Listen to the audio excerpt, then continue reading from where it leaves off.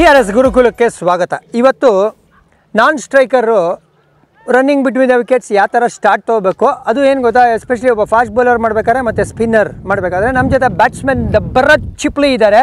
Cool ಗುರುಕುಲದಲ್ಲಿ ಇವತ್ತು ಅಣ್ಣ ಹೇಳಿ ದಯವಿಟ್ಟು ನೀವು ಆ್ಯಸ್ ಅ ಬ್ಯಾಟ್ಸ್ಮನ್ನು ಈಗ ಲೆಫ್ಟ್ ಆರ್ಮ್ ಸೀಮರ್ ಆ ಕಡೆಯಿಂದ ಬೌಲಿಂಗ್ ಆಗ್ತಾಯಿದ್ದಾರೆ, ನೀವು ಈ ಕಡೆ ನಿಂತಿದ್ದೀರಾ, ಯಾವ ಥರ ರೆಡಿ ಇರ್ಬೇಕು? ನೀವು ನೋಡಿದಿರಲ್ಲ ಹಿಂಗೆ ಸ್ಟ್ಯಾಂಡ್ ಹಾಕೊಂಡು ನಿಂತ್ಬಿಟ್ಟಿರ್ತಾರೆ ಹಿಂಗೆ ಅಣ್ಣ, ಆ ಥರ ಇದ್ರೆ ಗೊತ್ತಲ್ಲ ಡೆಫಿನೆಟ್ ರನ್ಔಟು ಶಾರ್ಪ್ ಸಿಂಗಲ್ ತೊಗೊಳಕ್ಕಾಗಲ್ಲ. ಹೌದು, ಒಂದು ಲೆಫ್ಟ್ ಆರ್ಮ್ ಸೀಮರ್ ಹೇಳಿದಾಗ ಇದು ರೈಟಲ್ಲಿರುತ್ತೆ ಏನೋ ಬ್ಯಾಟು, ಅದೇ ಈ ಕಡೆಯಿಂದ ಬೌಲಿಂಗ್ ಮಾಡ್ತಾ ಇರೋ ರೈಟ್ ಆರ್ಮ್ ಸೀಮರ್ ಇದ್ದರೆ ಇದು ಲೆಫ್ಟ್ ಹ್ಯಾಂಡಲ್ಲಿರುತ್ತೆ ಹಿಂಗೆ.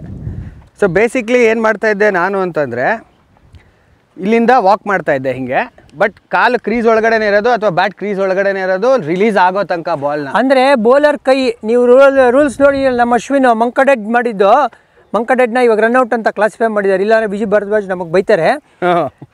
ಅವ್ರು ಬಾಲ್ ಬಿಡ್ತಾ ಇರೋಂಗೆ ನೀವು ಕ್ರೀಸಿಂದ ಆಚೆ ಹೋಗಿ ಹಿಂಗೆ ಒಂದು ಸತಿ ರಿಲೀಸ್ ಆಗ್ತಿದ್ದಂಗೆ ಅಟ್ಲೀಸ್ಟ್ ಒಂದು 3 ಹೆಜ್ಜೆ ಫಾಸ್ಟ್ ಬೌಲರ್ಸ್ಗಾದರೆ ಒಂದು 3 ಹೆಜ್ಜೆ ಹೋದರೆ ಈ ಶಾರ್ಪ್ ಸಿಂಗಲ್ಲು ಇಲ್ಲಿ ಎಲ್ಲ ಓಡೋದಕ್ಕೆ ಈಸಿ ಆಗುತ್ತೆ, ಅನ್ಲೆಸ್ ಕಾಲ್ ಕರೆಕ್ಟಾಗಿರಬೇಕು.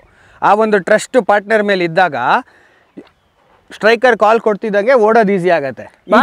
ಸ್ಟೋರಿ ಏನಪ್ಪ ಅಂದರೆ ನೀವು ರನ್ನಿಂಗ್ ಬಿಟ್ವೀನ್ ದ ವಿಕೆಟ್ಸ್ಗೆ ಮೊಮೆಂಟಮ್ ಬೇಕಾಗಿರೋದು. ಇಲ್ಲೋಡು ಹಿಂಗೆ ನಿಂತ್ಕೊಂಡ್ರೆ ಆ ಮೊಮೆಂಟಮ್ ಇರಲ್ಲ.